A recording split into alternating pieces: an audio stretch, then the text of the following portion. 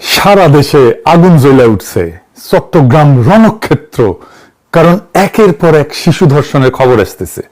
গত 7 দিনে 5 জন শিশু, মিরপুরে 7 বছরের একজন, সিলেটে 4 বছরের, ঠাকুরগাঁয়ে 4 বছরের, মুন্সিগঞ্জে 10 বছরের, চট্টগ্রামে 4 বছরের, সবাইকে ধর্ষণ করা হয়েছে।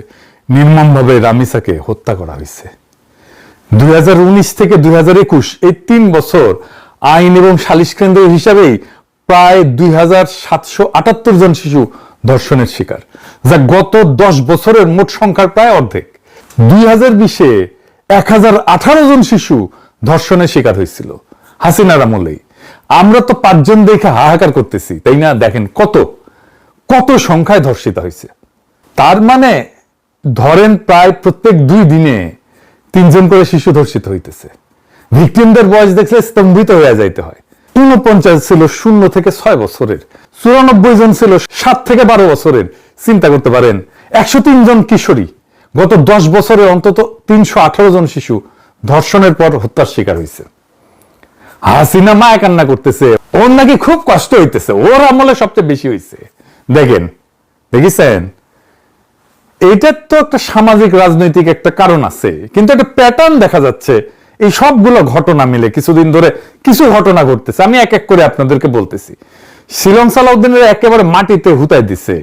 দেখেন, পাবলিকে ভুয়া ভুয়া করতেছে চারপাশে ঘিরে ধরে।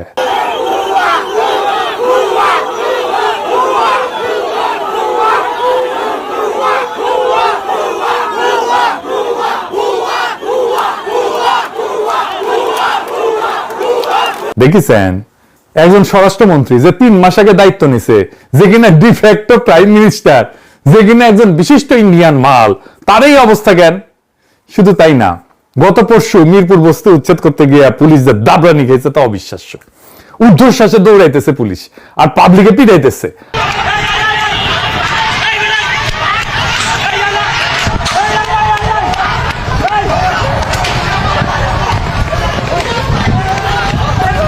হাসিনার পুলিশ দাবরানি খাইছে 3 টার্মের পরে, আর বাংলার লুথার কিং এর পুলিশ দাবরানি খাইলো 3 মাসের মধ্যে। রামিসার হত্যাকাণ্ডের বিচারের দাবিতে সারা দেশে হইতেছে বিক্ষোভ। দেখেছেন,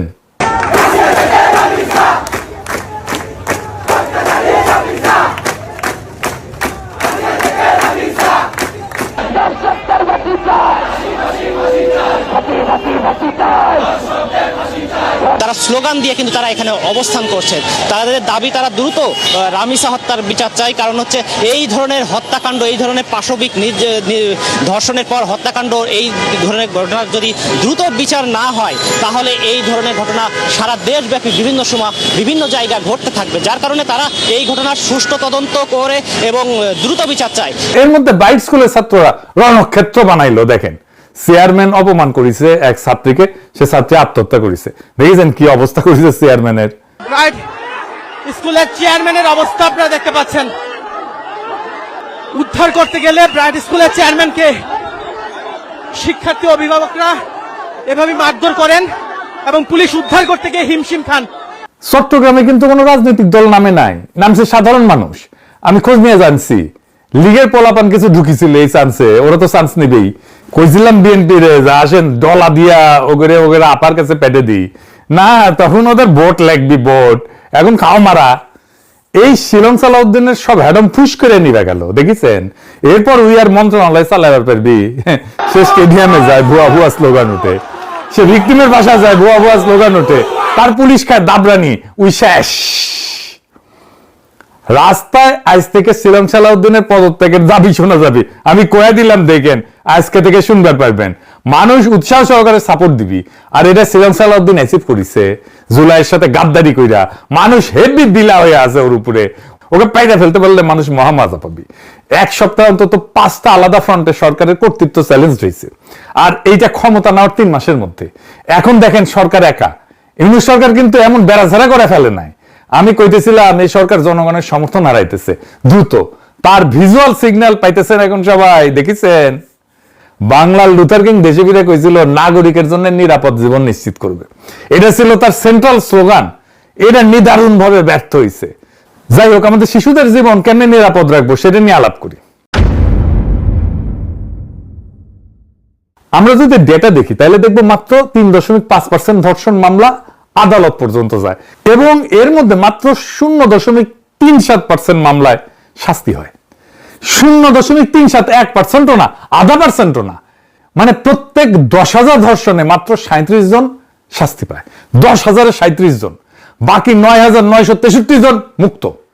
অপরাধ করলে ধরা পড়বে না, আর ধরা পড়লে শাস্তি হবে না। এই জন্য রামিসার বাবা বলছে আমি বিচার চাই না, বিচার করেন নাই আপনারা। আমি কিছুই চাই না, আমি বিচার আপনারা করতে পারবেন না। আপনাদের এই ধরনের কোনো রেকর্ড নাই, আপনারা পারবেন না। আমার মেয়েও ফিরে আসবে না, আপনারা বিচার করতে পারবেন? পারবেন না। আপনারা কোনো এক্সাম্পল দাঁড়া করাতে পারবেন? পারবেন না। আমার থেকে স্টেম নেবেন, স্টেমে লিখিত নেবেন? পারবেন না। আপনারা পারবেন না, আপনারা পারবেন না। এটা বড় জীবন 15 দিন, এরপর আরেকটা বড় কোনো ঘটনা পড়বে, এটা ধাওয়া চলে চলে যাবে, শেষ শেষ। এটা শুনেছেন 2024-এর জুলাই আগস্টের পর সরকার বদলাইছে দুইবার, একবার না। কিন্তু আদালত, পুলিশ, উকিল এই কাঠামো এটা বদলায় নাই। 15 বছরের অবিচারের যে মেমোরি, যে স্মৃতি জনতার মনে আছে, অপরাধীর মনেও আছে। সেই জন্য রামিসার বাবা বলে আমি বিচার চাই না, আর যে অপরাধী সে অপরাধের পর অপরাধ করেই যায়। আমাদের বিচারের হাত 100% করতে হবে।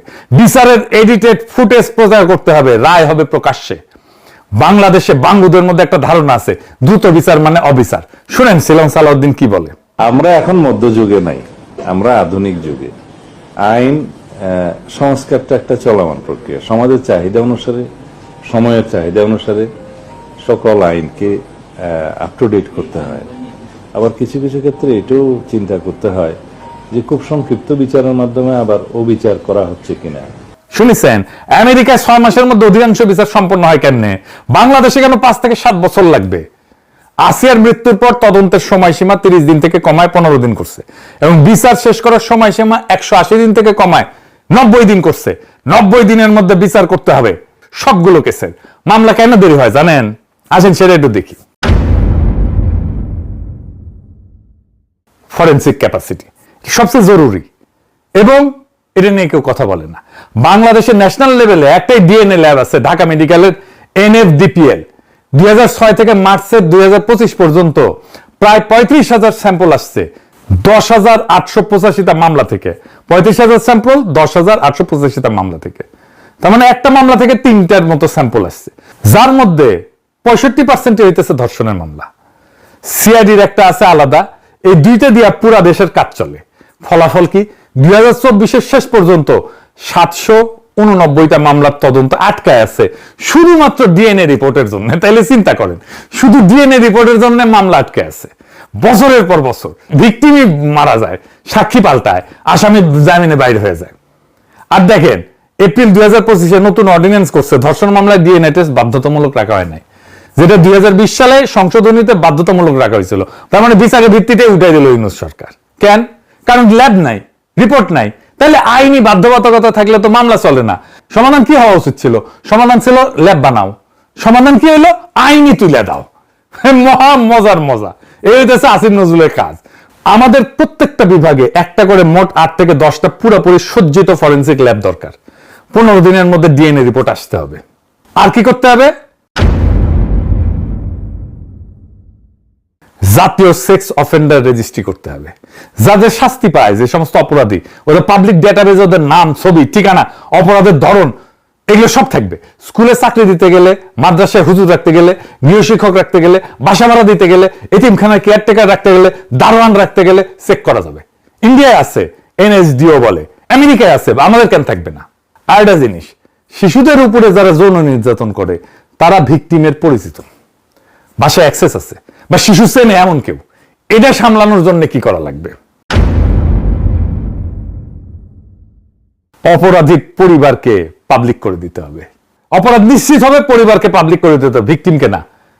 দেখেন এখন কি হয়, গ্রামে 4 বছরের মেয়ে ধর্ষিতা হয়েছে, মেয়ের পরিবার গ্রাম ছেড়ে পলায়, মেয়ে স্কুল বদলায়, নাম বদলায়, ছোট বোনের বিয়ে আটকায়, বাবা মসজিদে যাইতে পারে না, ধর্ষক সে গ্রামে থাকে।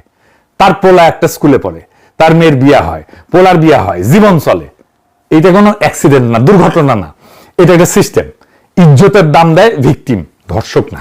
তাই ধর্ষকের পরিবার তাকে আগলায়, ঘুষ দেয়, মীমাংসা করায়, সাক্ষীকে চাপ দেয়, কারণ পরিবারের এখানে কোনো ক্ষতি নাই। এই পরিবারের ক্ষতি বসান, পরিবারের ক্ষতি বসান।